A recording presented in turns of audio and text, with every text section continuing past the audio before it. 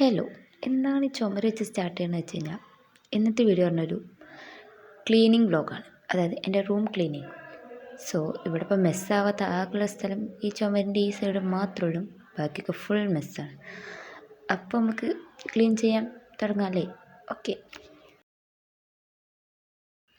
ഈ കാണുന്നതാണ് ഇപ്പം എൻ്റെ റൂമിൻ്റെ ഒരു അവസ്ഥ എന്ന് പറയുന്നത്. ഫുള്ള് മെസ്സായിട്ട് കിടക്കുന്നത്. സോ നമുക്കതൊന്ന് മൊത്തം ക്ലീൻ ചെയ്യണം. നിങ്ങളത് ഈ റൂം കണ്ടപ്പോൾ ഇവിടെ ആരും നിൽക്കലില്ല, എന്ത് മെസ്സാണ് ഇതെന്നൊക്കെ. ബട്ട് ഇങ്ങനെയാണ് ഇപ്പോൾ എൻ്റെ റൂമിൻ്റെ അവസ്ഥ. നമുക്ക് ക്ലീൻ ചെയ്യണം. ഓക്കെ. സോ ഫസ്റ്റ് ഞാൻ വാർഡ്രോബിലത്തെ ഡ്രസ്സൊക്കെ കൊണ്ടുപോയിട്ട് മടക്കാൻ വേണ്ടി നോക്കുകയാണ്. അത്യാവശ്യം എല്ലാ ഡ്രസ്സും ഇതിൽ കുത്തി നിറച്ച് വെച്ചേക്കാണ്. പിന്നെ കുറച്ച് ഡ്രസ്സ് മാത്രമാണ് നല്ലപോലെ ഇരിക്കുന്നത്. അത് ഞാൻ പിന്നെ തൊടാനേ നിന്നിട്ടില്ല. എല്ലാത്തിനും അത്യാവശ്യം മടക്കാണ്ടല്ലോ, എന്തിനാ പിന്നെ അത് എടുക്കണമെന്ന് വിചാരിച്ചിട്ട് അതവിടെ വെച്ചിക്കണം. ബാക്കി എല്ലാ ഡ്രസ്സും നീറ്റാക്കി മടക്കി വെച്ചിക്കണം. സോ ഇനി നമുക്ക് അടുത്ത പരിപാടി പറഞ്ഞു കഴിഞ്ഞാൽ, ഡ്രസ്സ് മടക്കൽ കഴിഞ്ഞ് നെക്സ്റ്റ് ഈ ഒരു ഭാഗമാണ്. ഇവിടെ മൊത്തം അലങ്കോലമായിട്ട് അങ്ങോട്ടും ഇങ്ങോട്ടൊക്കെ കിടക്കണം. അപ്പോൾ നമുക്ക് ഇതിൽ നിന്ന് ഓരോന്നായിട്ട് ഇങ്ങനെ ക്ലീൻ ചെയ്യാം. സംഭവം ഞാൻ എല്ലാ ശനിയാഴ്ച നൈറ്റും ഫുൾ ക്ലീൻ ചെയ്യലുണ്ട്. കാരണം നമുക്ക് ഞായറാഴ്ച ലീവാണ്. അപ്പോൾ ശനിയാഴ്ച രാത്രി കിടന്ന് ഫുൾ ക്ലീൻ ആക്കിയിട്ടാണ് ഞാൻ കിടക്കുക. ബട്ട് ഇപ്പോൾ 2-3 ആഴ്ചയായിട്ട് വൃത്തിയാക്കലേ ഇല്ല. അപ്പോൾ അതിൻ്റെ ഒരു മെസ്സാണ് ഇപ്പോൾ ഈ കാണുന്നത്. ഞാൻ എന്നും വിചാരിക്കും ഇത് ക്ലീൻ ചെയ്യണം. ബട്ട് അത് നടക്കണ്ടേ? ഇത് വെരി ടാസ്ക്കായിട്ടാണ് ഞാൻ അങ്ങനെ കാണുന്നത്. അതുകൊണ്ടാണ് സംഭവം. എനിക്ക് ക്ലീനാക്കി കിടക്കാനൊക്കെ ഭയങ്കര ഇഷ്ടമാണ്. പറഞ്ഞിട്ടെന്താ, നടക്കണ്ടേ? പക്ഷെ അധികം ക്ലീൻ ആയിട്ട് തന്നെ ആയിരിക്കും റൂം ഉണ്ടാവുക. പിന്നെ ഇതേപോലെയൊക്കെ കുറച്ച് സമയത്ത് മാത്രം ഇങ്ങനെ ഉണ്ടാവുക. അത് ഇങ്ങനെ ആവാനുള്ള മെയിൻ കാരണം പറഞ്ഞാൽ കുറച്ച് ഓർഡർ കിട്ടിയിരുന്നു. അപ്പോൾ പെട്ടെന്ന് കൊടുക്കേണ്ട ഓർഡർ ആയതുകൊണ്ട് കളർ നമ്മൾ ചെയ്ത് ബാക്കിയുള്ള പണിയൊന്നും നോക്കിയിട്ടിരുന്നു. അവിടെ ഡ്രസ്സൊക്കെ ഒരു ഭാഗത്ത് എടുക്കുക, മറ്റെവിടെ മറിച്ച് അങ്ങനെ കിടക്കുന്നത്. അപ്പോൾ ആ വർക്ക് മാത്രം നോക്കിക്കൊണ്ട് ബാക്കിയുള്ള സ്ഥലം ഫുൾ അലമ്പായി. അപ്പോൾ അത് ക്ലീൻ ചെയ്യലാണ് നമ്മുടെ അടുത്ത ടാസ്ക്. ഇതൊക്കെ എൻ്റെ ഗ്രാഫ്റ്റ് ഐറ്റംസും ജേണൽ സപ്ലൈസൊക്കെ വെക്കുന്ന ഒരു സ്ഥലമാണ്. ആകെ കുറച്ച് സ്ഥലത്ത് മാത്രമേ ഡ്രസ്സുള്ളൂ. ബാക്കി ഫുൾ സ്ഥലത്ത് പറഞ്ഞു കഴിഞ്ഞാൽ എൻ്റെ ആക്രി സാധനങ്ങളാണ്. ഇതിൽ ഫുള്ള് പെന്ന്, പെൻസിൽ, പിന്നെ പെയിൻറ്റ്, പിന്നെ എൻ്റെ കുറച്ച് ബുക്കുകളുണ്ട്. അതായത് ഡയറീസ്. അങ്ങനെ ഡയറീസ് മാത്രമുള്ളൊരു ഏരിയയാണിത്. ഇതൊക്കെ മിനി നോട്ട് ബുക്കാട്ടോ. ഇതൊക്കെ ഞാൻ ഉണ്ടാക്കി തന്നെയാണ്. സോ ഇതൊക്കെ എൻ്റെ ഒരു ബുക്കിൻ്റെ ഏരിയ എന്ന് പറയുന്നത്. ക്ലീനിങ് ഭയങ്കര ഇഷ്ടമാണ്. ബട്ട് ചില സമയത്ത് എൻ്റെ പൊന്നോ ദേഷ്യം വരും.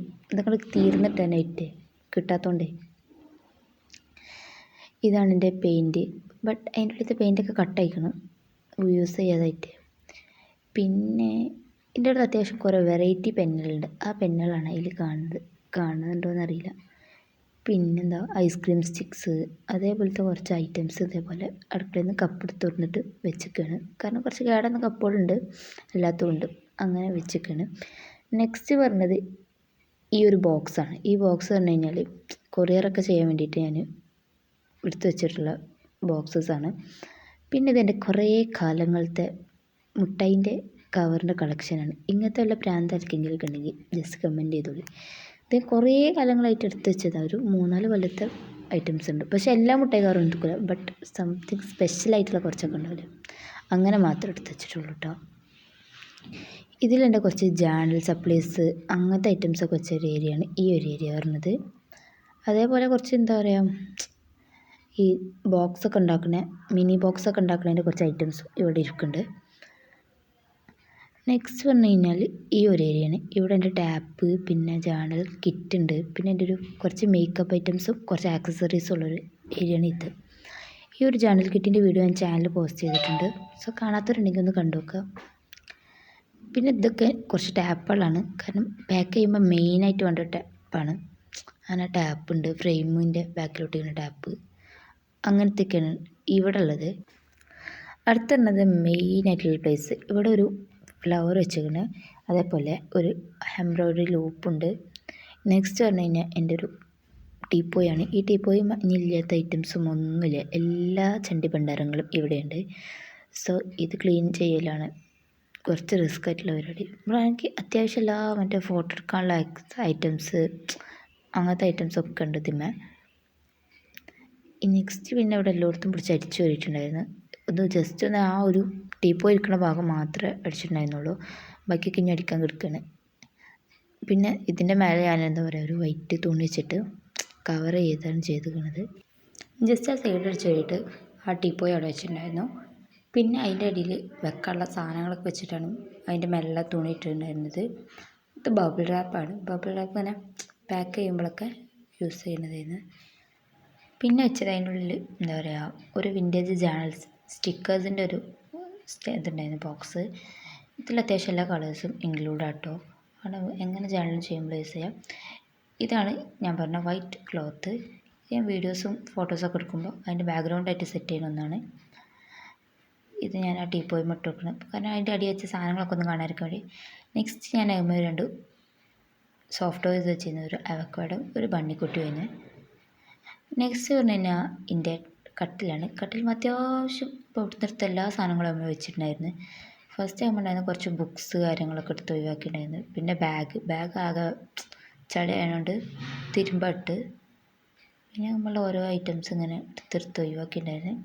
അപ്പോൾ അവിടെ ക്ലീൻ ചെയ്തതിൻ്റെ എല്ലാ ബാക്കി വേസ്റ്റും സാധനങ്ങളും ഒക്കെ ഇപ്പോൾ ബെഡ്റൂമിലുള്ളത്. അങ്ങനെ അതിമത്തെ സാധനങ്ങളൊക്കെ എടുത്തെടുത്ത് ഒഴിവാക്കിയതിൻ്റെ ശേഷം അമ്മത്തെ ബെഡ്ഷീറ്റ് ഒഴിവാക്കിയിട്ടുണ്ടായിരുന്നു. കാരണം അതിന് അത്യാവശ്യം നല്ല രീതിക്ക് ചളിയായിട്ടുണ്ടാവും. കാരണം ഈ കച്ചറയും പൊടിയൊക്കെ അമ്മലായിട്ടുണ്ടാവുക. അങ്ങനെ തൽക്കാണിൻ്റെ പില്ലോ കവറൊക്കെ ഊരി പുതിയ പില്ലോ കവറും കാര്യങ്ങളൊക്കെ ഇട്ട് അങ്ങനെ പുതിയ ബെഡ്ഷീറ്റ് ഇട്ടിട്ടുണ്ടായിരുന്നു. ഇതെൻ്റെ കയ്യിൽ കുറേ കാലമായിട്ടുള്ളൊരു ബെഡ്ഷീറ്റാണ്. യൂസ് ചെയ്ത് അതിൻ്റെ പരിപ്പടക്കിയിരിക്കണം. പക്ഷെ എന്നാലും ഒഴിവാക്കില്ല, അത്രയും യൂസ് ചെയ്തേക്കണം. എൻ്റെ ബെഡ് പറഞ്ഞാൽ അധികം കട്ട് ചെയ്യാത്തതുകൊണ്ട് ചെറിയ ബെഡ്ഷീറ്റാണ് യൂസ് ചെയ്യുക. അപ്പോൾ എല്ലാ ബെഡ്ഷീറ്റൊന്നും സെറ്റാവില്ല നമുക്ക്. കാരണം അത്യാവശ്യം നല്ല വീതി നീളമുണ്ടാവും ബെഡ്ഷീറ്റ്. ബട്ട് ബെഡ് അത്ര വലിപ്പം ചെയ്യാത്തതുകൊണ്ട് എല്ലാ ബെഡ്ഷീറ്റൊന്നും യൂസ് ആക്കാൻ പറ്റില്ല. നെക്സ്റ്റ് ഞാൻ അടിച്ചല്ലേന്ന് എൻ്റെ അടുത്തൊരു വേസ്റ്റ് ബാസ്ക്കറ്റ് ഉണ്ട്. അതിൻ്റെ കച്ചറൊക്കെ ഞാൻ അവിടെ തന്നെ ഇട്ടിട്ടുണ്ടായിരുന്നു. അപ്പോൾ അതാണ് ഇത്രയും കച്ചറ. അല്ലെങ്കിൽ ഇത്ര കച്ചറ ഉണ്ടാവില്ല, കുറച്ച് പൊടിയേ ഉണ്ടാവുള്ളൂ. അപ്പോൾ ആ വേസ്റ്റ് ബാസ്ക്കറ്റിൻ്റെ കച്ചറ നിലത്തിട്ടുകൊണ്ട് അത്യാവശ്യം നല്ല കച്ചറ ഉണ്ടായിരുന്നു. പിന്നെ ജസ്റ്റ് ഒന്ന് തുടച്ചെടുത്തിട്ടുണ്ടായിരുന്നു, കാരണം പൊടി ഉണ്ടാവുമല്ലോ. പിന്നെ ഞാൻ പോയി കുളിച്ചിട്ടുണ്ടായിരുന്നു. കുളിച്ച് മാറ്റി വന്നു. ഇതാണ് ഇപ്പം എൻ്റെ റൂമിൻ്റെ ഒരു ഫൈനൽ ലുക്ക് എന്ന് പറയുന്നത്. അത്യാവശ്യം നല്ല രീതിക്ക് ക്ലീൻ ആക്കിയിട്ടുണ്ട്. അപ്പോൾ ഓക്കെ ബൈ.